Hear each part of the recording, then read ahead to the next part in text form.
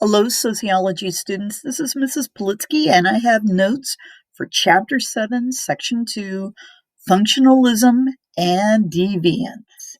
So here we go. Go back a page here. So, the functionalist perspective and deviance. Anytime we talk about functionalists, they're always looking for kind of a purpose for things. So, functionalists believe that deviance has both a negative and positive consequence for society. In other words, deviance isn't always bad, though deviance can be bad. Functionalists believe that some deviance can contribute to perhaps smooth operation of society. And the negative consequences of deviance, um, according to the functionalist perspective, is that it can cause, obviously, society to go awry. And so I want to mention a few dysfunctions of deviance. Okay, some things that can make it kind of go wrong. One being the disruption of social order. Deviance can violate social norms. It's also a main dysfunction because it disrupts order. Social life isn't orderly anymore or predictable, and then values that should guide our behavior aren't necessarily always shared. The second one is confusions about norms and values. Um, when there is deviance, we kind of start questioning things. And so people become confused about which norms and values should guide their behavior. Sometimes this can be something that happens kind of over a period of time. It's not necessarily like one event that can trigger this, but it could be something that has occurred or maybe occurring over the course of a decade or more.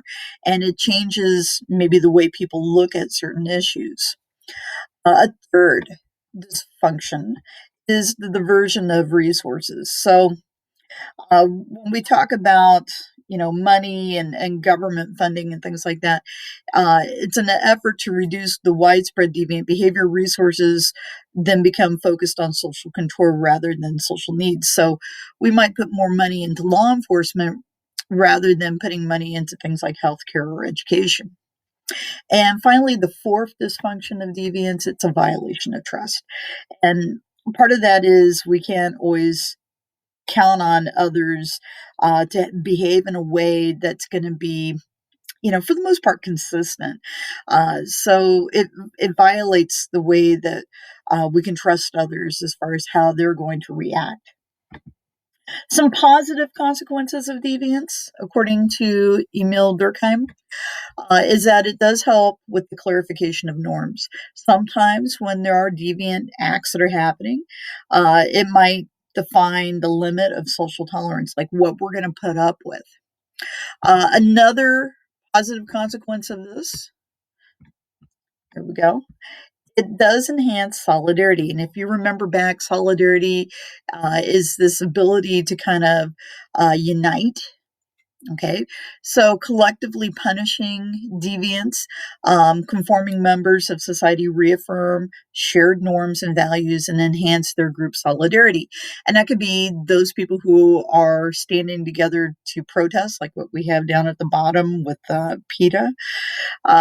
Or we could be talking about those people who are united in a way against organizations like PETA.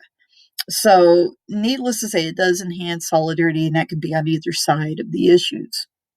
The third is a diversion of discontent. Sometimes, when people are committing deviant acts, it is kind of a way to let out their frustrations. It's kind of, as your content here says, a safety valve of discontent. People are able to break the rules, but they're kind of letting off their steam. I think about this in terms of like when people maybe rush the football field and try to bring down the goalpost. During really high profile football games. Yeah, they probably shouldn't be doing those things, but at the same time, people are letting off some steam and showing their unity in a sense. And then finally, the fourth positive consequence, it does help you identify the problems. This is where the social change element comes in here. Deviant behavior is useful as a sign. And so this way we can kind of see what becomes important to a society at a given period of time. All right, continuing on. Some major functional theories of deviance. There is first the strain theory, and that states that deviance is more likely to occur when, there we go, maybe, when there's a gap that exists between the cultural goals and the ability to achieve these goals by legitimate means. So, the goal might be kind of lofty, but at the same time, it might not be easy to achieve that lofty goal legally, and hence people might try to do things in a different manner. The second functionalist theory is the control theory. It states that conformity to social norms requires the presence of strong bonds between individuals and society. And if those bonds are weak or broken, deviance is going to occur. So people conform because they don't want to lose their family, friends, or classmates. So, in other words, you're more likely to conform with what society wants so that you can stay united with those people that you consider very close to you. Four basic components of the social bonds.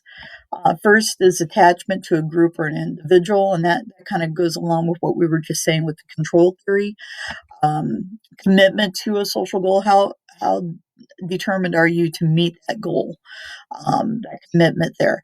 And then third, the involvement in approved social activities. So are you doing things that are looked upon with some favor? And then finally, belief in that norm or value that the society holds. How important is that? All right. Thank you very much.